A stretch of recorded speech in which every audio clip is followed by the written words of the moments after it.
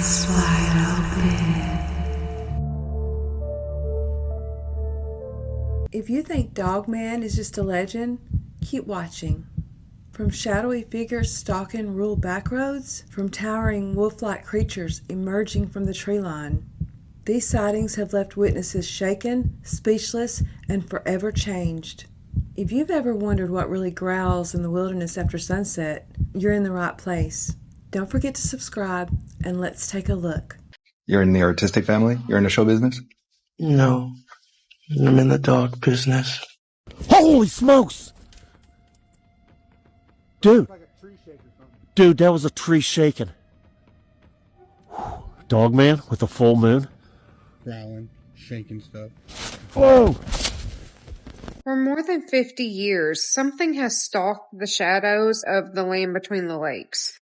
Locals don't call it Bigfoot, they call it the beast of LBL, the Dogman. Described as half man, half dog, witnesses say that it stands over 7 feet tall, lean, muscular, with long arms and claws, and glowing red eyes. People who claim to see it say that the feeling comes first. The woods go quiet, and then you're not alone. Stories of the Dogman started circulating back in the 1960s when campers claimed that something was circling their tents in the dead of night. Others claim encounters in graveyards where the creature is perched on top of rocks, silent and watching until it vanishes in the woods. Over the years, visitors to LBL have reported an eerie howl, or a scream that echoes through the woods, and glowing eyes that can be seen just through the tree line. Some believe that this creature traces back to Native American stories, and others think that it's European werewolf folklore, while skeptics say that it's just misidentified wildlife in the dark. But what's unsettling is just how similar the stories are,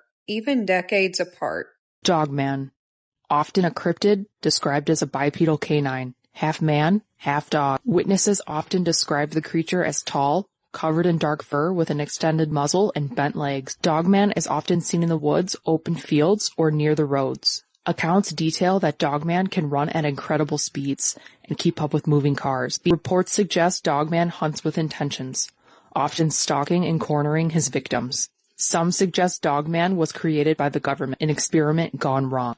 The most infamous Dogman story comes from a trucker named Joe Barger. Joe claims he eventually offed Dogman, which prompted government officials to show up and claim Joe had offed their asset. Is Dogman just folklore or a secret being hidden from us? Because when I first started hearing about the Dogman stuff, even when I started the show, I wasn't totally sure how I felt about the whole topic of Dogman, which is interesting because, like, for similar reasons, it was like, I don't know, really. But now, my perspective now, I find it way easier to believe that over Bigfoot. Because now it is, from what I've learned. Now yeah. I know it's so easy to believe it now because you have to do research and you have to know by biblical facts, and you have to dig into that, and you'll find it there. And you look at even the history of these things and the fact that they're drawn on maps as figures of lands that explorers have visited, and like there's a whole history behind it. And if you don't know that, it seems absurd. But once you start looking into it, and even like the spiritual side of things, the supernatural side of things, and people saying, you know, can't tell me the times I've heard stories of people saying a demon dog showed up in my room, and it's like all of a sudden when you start hearing different aspects of these Dogman encounters, you're like, these things may not be totally just this monster in the woods. There might be some metaphysical nature to it. And does that mean that it's a demon dog? It was 7 years ago. Got off 23, headed into upper 199. About halfway down, something on the left side of the road caught my eye. Some type of wolf that I thought was a wolf came up on 2 feet, and then it landed on all four and started to walk across the road. I was stopped at this point, and it came across the road, and it just looked at me like it knew I was there and continued on. And it was huge. It was large, bigger than anything I've ever seen. It looked like a wolf type of animal. I have no idea what it was. It was literally crouched on the left side of the road. And as I approached, it came up on 2 and then came out in the road on 4. It was I don't even know what it was. It was a large wolf-like creature. It had me shocked. I was just, what am I looking at? What am I seeing? And when it looked at me, it knew I was there. And I wasn't scared, but I was shocked. I didn't think it was a person. I could tell just from the sheer size of whatever it was that stood up on 2 feet. I just didn't know what I was looking at. But when it came on all fours and started to come across the road, that's when I was like, is this a wolf? Is this what is this creature? But it was so large. I was like, I didn't know wolves were that size. I was driving a Chevy Cruze, and this thing was bigger than my car. Slowly just looked at me and then looked away and just kept going. It knew I was there. It wasn't afraid of me. You're turning it on and off, and I'm looking, and I go to click mine, and I see something moving really fast in the corner. And it smelled like it stunk. Like, it wasn't like something died in the cornfield, because unfortunately that would happen. Animals get, coyotes get them and whatnot. Too tall for that. And it stood up to but it was about to clear the corn stalks. Okay. And so you're thinking 10 feet at least at this point. And I see this shadow go by, but it's like big, making it move. Right. And it blocked out my light. And I'm like, okay, that's weird. So I clicked it off. I hollered for my friend. I was like, hey, is that you? And he's like, way over. His voice is way over. I'm like, okay, that's not him. Holler for my other friend, not them. But I'm watching as this thing is just moving and following us throughout. And it's moving too fast for a human being. And I'm like, and this smell stinks. It was like a damp, pungent, just stinky smell, like a swamp almost. And I'm like, okay, that's weird. Like, by this point in time, you have sense familiarization. You're aware of the environmental changes and whatnot. And it didn't smell like anything I've ever smelled before. And I say that because that was became our first indicator for future reference. Like, when we would start to note, okay, this weird thing is nearby. Well, as we're running around, another night, this is when we actually were able to see it. And it was the best way to describe it is, for cultural reference, is it looked almost like a werewolf. But it wasn't just dog-like features. It had its hands were longer, fingers were longer, claws were longer, its arms were longer than a dog's would be. But it had the hairy body. It had the big teeth. And it started tracking us. And it was running after us. And it would just keep pace with you and keep getting closer and closer and closer.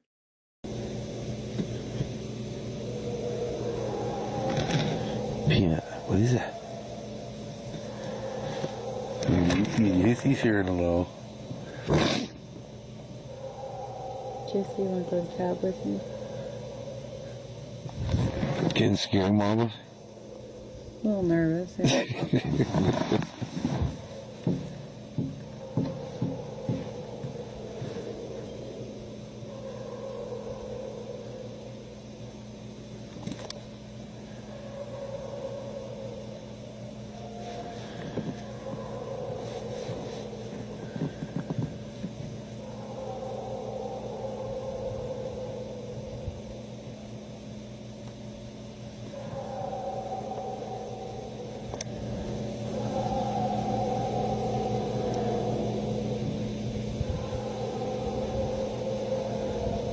Bears don't do that.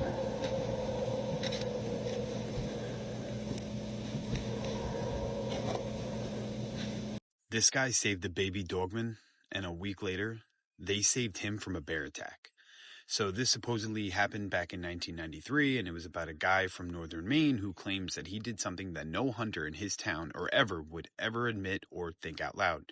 He rescued a baby Dogman, and a week later, something in the woods paid him back. So now, according to this story, this was sent to me, and this guy was an experienced hunter who spent most of the weekends deep in the forest outside in a tiny town near the Canadian border. And he knew that black bears, moose, and coyotes, all of it, he knew that they were all there. But he swore that there were things in those woods that people never admitted publicly.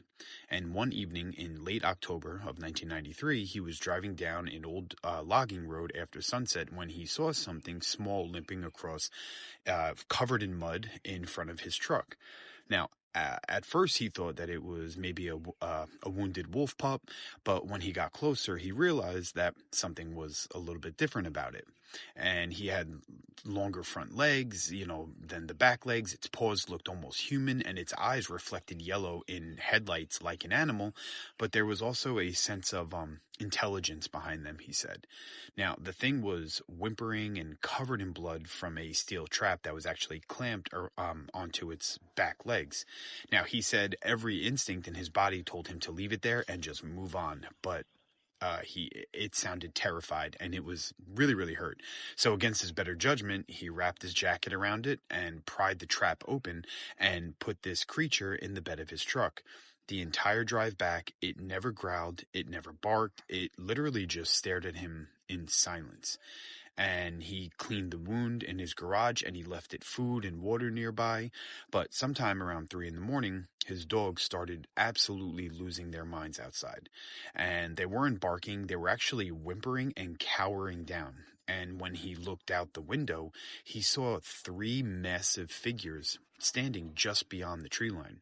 They were very tall, they had very big shoulders, and they were completely covered in a dark, matted gray fur. Now, all of them stood upright, and he said that one of them was at least 7 feet tall. And the injured creature in the garage suddenly perked up and made this deep chattering sound that he'd never heard before. And the figures in the woods answered back with that same type of chattering sound. And then, before he realized it, they were gone, and so was this wounded pup. Now, the next week, he went hunting alone like normal. He climbed into one of his tree stands, and before sunrise, he spent hours tracking movement of near a creek bed of bears. And that's when he heard something heavy coming up behind him, and it was this massive black bear, and it was huge. And before he could even react, it charged the stand. He fired once, but he actually ended up missing it. The bear slammed into the base of the tree stand hard enough to knock him out of it. He hit the ground badly, and he actually hurt his back, and he said he couldn't really move, but this bear immediately came for him, and he thought he was dead because he was injured and he couldn't really react. And then all of a sudden, the woods exploded with this deep growling, and it wasn't another bear, it was something else. He said he felt it in the ground, and he said 3 massive creatures burst out of the trees so fast that they looked human at first, but one tackled the bear sideways while another grabbed it from behind. And the sounds that he described were absolutely horrifying. They were snapping bones, screaming, growling so loud that he felt it in his chest. And then there was just silence. And the creatures stood there for a second staring at him, and one of them had these yellow eyes, and it was the same as this pup that he rescued. And then they dragged this dead bear into the woods and completely disappeared. There were no tracks that were ever found besides his own and the bear's blood. Now, this guy, supposedly, he refused to hunt in that area ever again. But he still believes that those creatures remembered what he did for their young, and a week later, they actually returned the favor.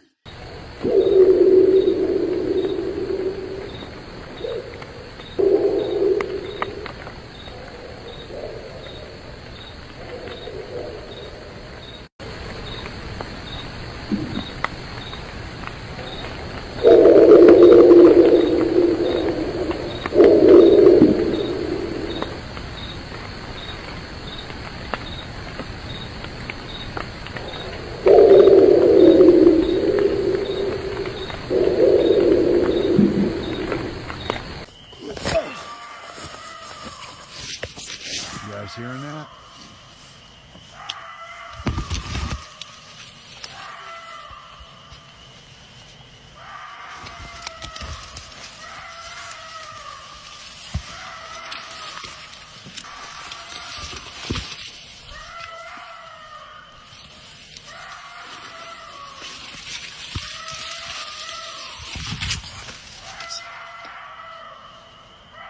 think that is.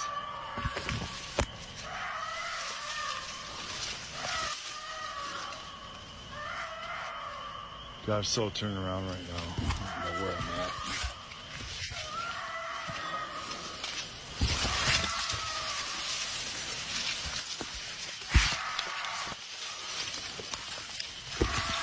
Mapping the triangle.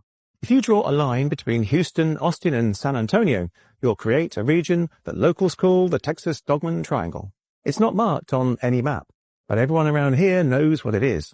A place where stories stretch from the whispering pines of the Big Thicket to the rugged limestone of the Balcones Escarpment and down toward the shadowed river bottoms of the Trinity. It's a patchwork of landscapes, dense forest, swamp, prairie, and hill country, and together they form one of the most ecologically diverse zones in North America. But some say it's more than just a crossroads of nature. It's a crossroads of something else. Across this region, the same strange patterns repeat. Hunters who vanish without a trace. Ranchers who find livestock torn apart, not eaten but shredded. Campers hearing howls that vibrate through the ground, as if the earth itself were growling. In Montgomery County, one family reported seeing glowing eyes watching from the tree line, eyes too high off the ground to be coyote or deer. In Walker County, bow hunters claim they found claw marks dug into trees 8 feet up, their camp torn apart as if by something testing its strength. Even scientists have noticed oddities here. The Balcones Fruit Zone runs straight through the region, a line of underground fractures that cause magnetic anomalies, sudden cold spots, and natural caverns that stretch for miles. Some researchers quietly wonder if these caves and the strange electromagnetic energy that ripples through them could explain why sightings cluster where they do. Because if you overlay all those reports, from the Big Thicket to Bastrop, from Conroe to Luling, you don't get random dots. You get a triangle, and inside it, something is watching.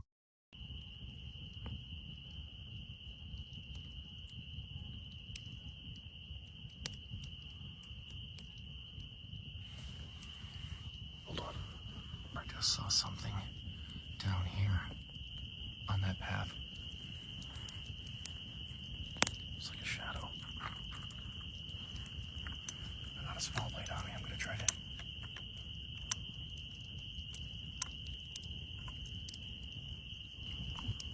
Right there. See? There's something right there. Where'd it go?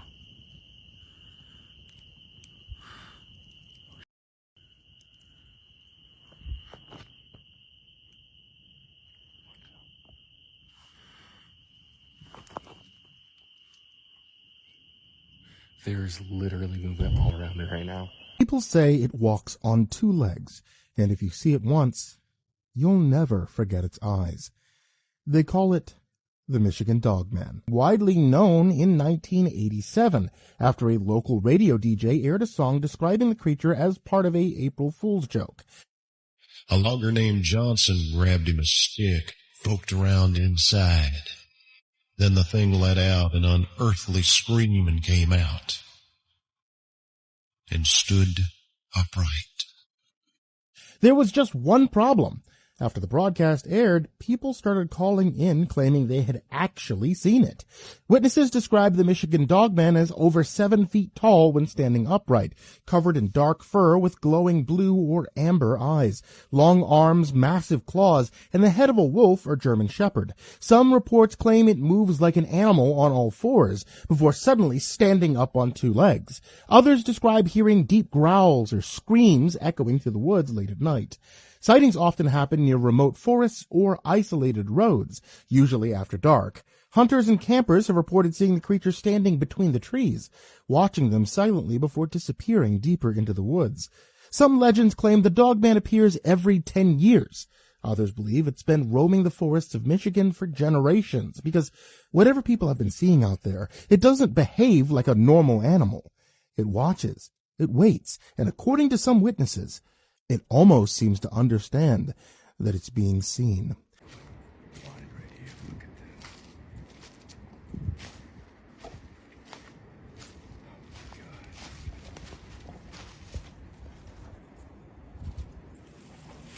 I've never seen one before. It's incredible.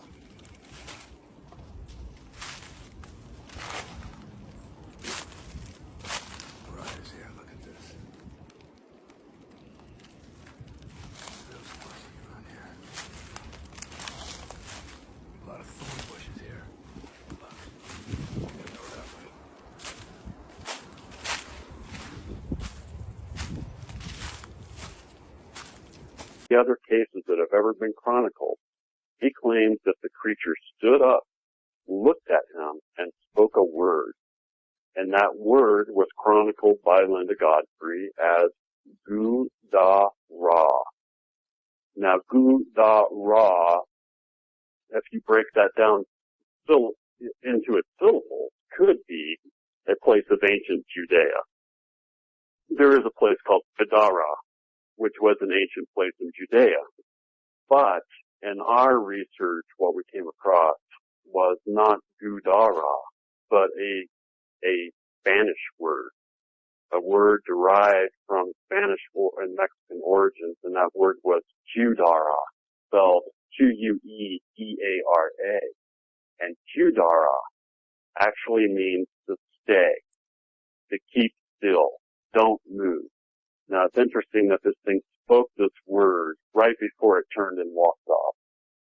Spoke a Spanish origin word in an area that was only 6 miles from the Ascalon State Park, where the Aztec originated. National news scrubbed this footage, but Colorado had multiple sightings.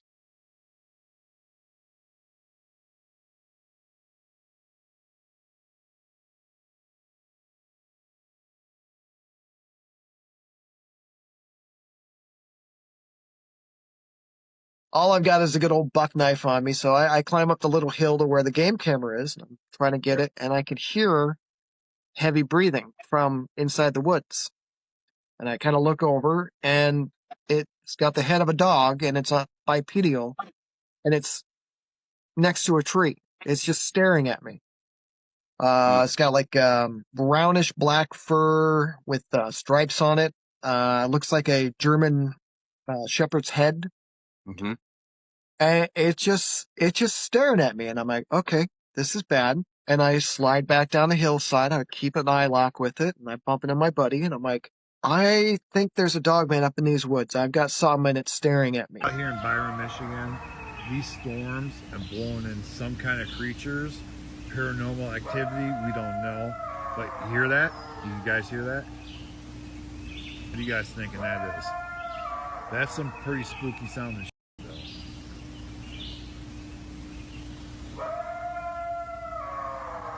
We've had some crazy storms the last few days.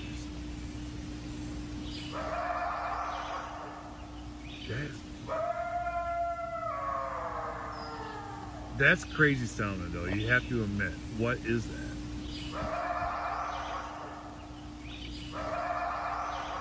Dark for it. So I'm going to follow this frozen creek back and pick up on it again tomorrow. Maybe we'll have a little...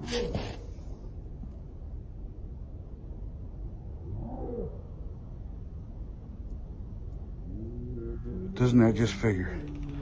That is the big marsh I was just hunting 40 minutes ago.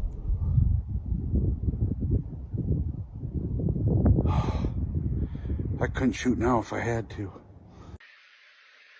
Deschutes, Oregon. Well, close to Bend, Oregon.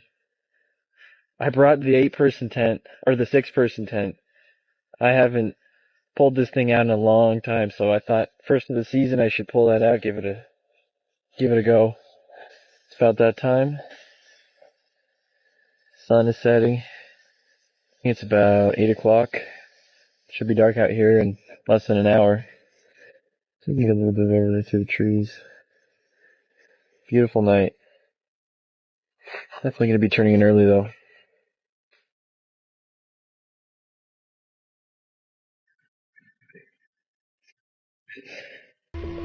Yeah, you can hear it. It's over from that side. Sounds right outside the tent. There's something right outside the tent.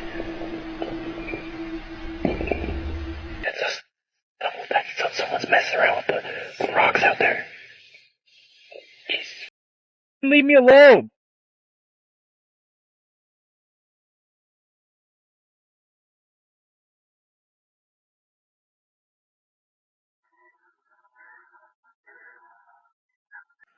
Flashlight. I can't see a god thing outside this night vision. Jesus Christ. I don't know where the it chased me off. I'm wandering the god darkness. Mira.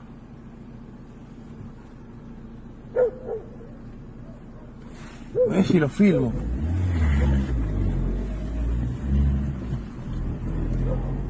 Ese es el lobizón. Me corto la bola ese lobizón. Mira, mira qué feo, mira qué feo, mira. Atención, radar fijo. Mira. Límite 40.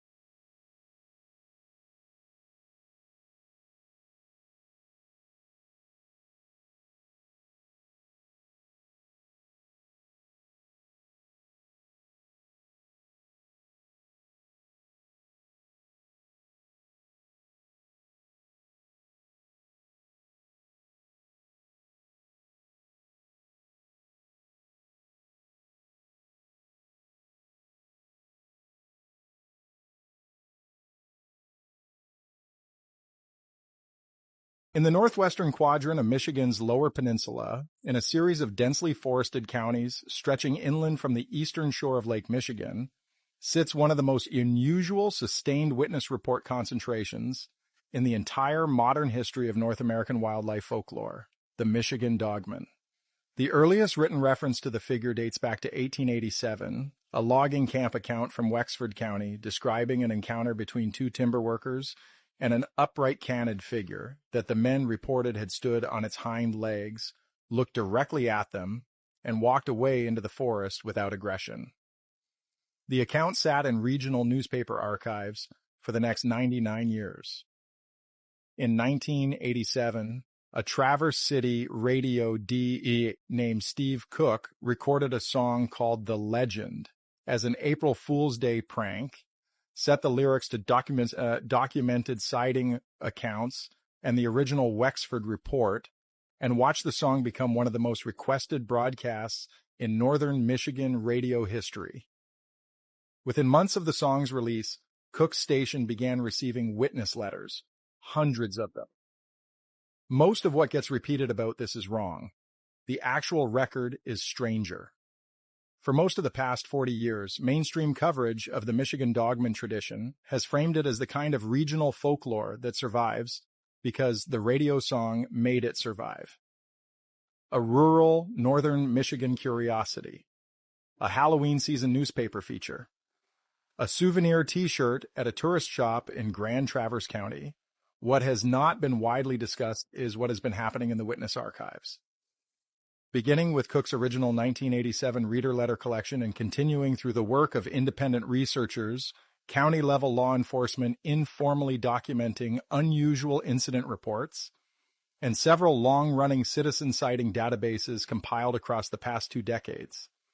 The cumulative record of Michigan Dogman witness accounts has grown into one of the more substantial regional cryptid sighting data sets anywhere in the United States. The sightings did not stop in 1987. They have not stopped since. What's actually preserved in the cumulative witness record across the northwestern Lower Peninsula, what the geographic distribution of where the sightings are clustering reveals about the relationship between this particular phenomenon and the specific terrain it is reported in, and why the mainstream framing of an April Fool's Day song that got out of hand has been quietly diverging from what county-level researchers and witnesses on the ground have been documenting since the 1970s. These are the questions one printed Michigan map has now placed at the center of the most carefully assembled regional sighting database in modern North American folklore studies. Out of eastern Kentucky. Now, there was this man who worked for the DNR. And he said one night he found himself on these country back roads that cut through this forest.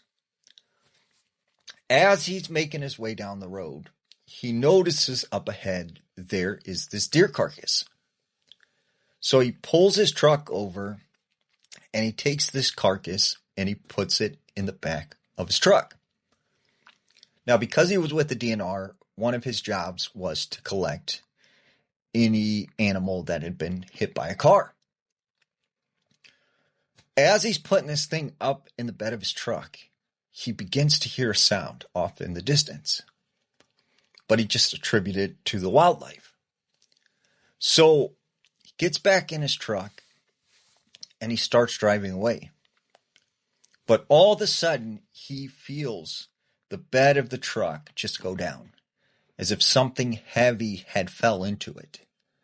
As he turns and looks around, he sees this very tall, dog-like creature, which he described as being part dog, part bear, and possibly like part hyena. And he had never seen anything like this before. And he said it stood straight up on two legs. It grabs the deer carcass and it takes off into the woods. So he speeds off. And at the time, he thinks this is just some sort of animal.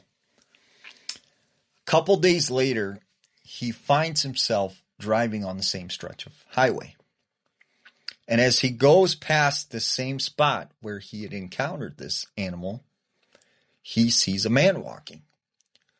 So he turns his car around and he parks and he gets out and he goes up to him. And he says, "Hey, look, you don't want to be walking on this road, especially at night. There is some kind of wild animal out here.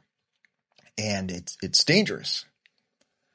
And the whole time he's talking to this guy, he just has a grin on his face. So he tells the guy, like, "Look, let me give you a ride down the road. There's a gas station. I'll drop you off there and you can, get picked up or get a ride or something." So the guy gets in his truck and they drive up to this gas station. So the guy gets out and he's going to lead this guy inside to talk to the gas station attendant. But he said this guy that he'd picked up comes around the side of the truck and he comes over to him and he gets really, really close. And he started to sniff him like a dog. So he pushes this guy away and it's kind of like, what are you doing? Like, what do you think? I just gave you a ride. I'm trying to help you out and you do that. The guy turns around and takes off running. So he thinks, okay, that was crazy. So he gets in his truck and he goes home. Later that night, he's in bed. He awakes to the sound of something messing with the front door. And he can hear the handle jiggling. So he goes and he grabs his sidearm. And he gets the phone. He calls the police. And as he waits in his bedroom for this intruder to come into the home, 15 minutes pass. And it goes quiet. And whoever it was, it seemed like they left. So he goes out into the hallway and he kind of tiptoes down. And he gets to the living room. He notices the front door is open. So he grabs, onto his side piece. And he hears this sound in the other room, like something is scrummaging through this bedroom. And just then, the police show up. And you can hear the police saying, come out with your hands up in the air. And whatever this was, it booked it out of the bedroom and it flew right out of the front door. And it looked exactly like the thing he had seen 3 days prior. And so when he goes out and talks to the police and he's like, you've seen that, right? Like that was not any known animal we see around here. However, the police were adamant that it was just a bear. And as he started to think about it more, he realized this thing tracked him back to his house. It's here! What is it? Andy's dog. Andy's what? It's coming. What? You've got to get to the servers. Hurry! Where? Where do I go? Go! Run! Just run! Star Emergency, this is Kyle speaking. How can I help you? Hello? Something just ran in front of us on the road. We're in the ditch. We rolled over. How many people are in the car, and is anyone injured? There's two of us. I don't think we have any injuries. Is the car on its top or wheels or what? No, it's kind of sitting on its side. Hold one moment, please, while I contact emergency services. Okay.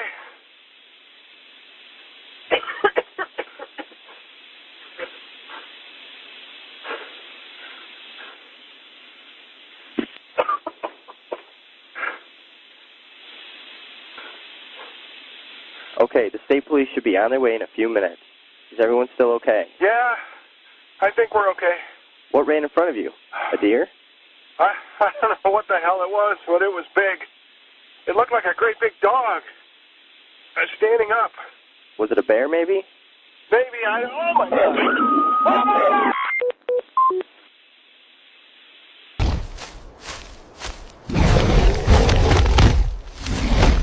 Oh, are you reading me?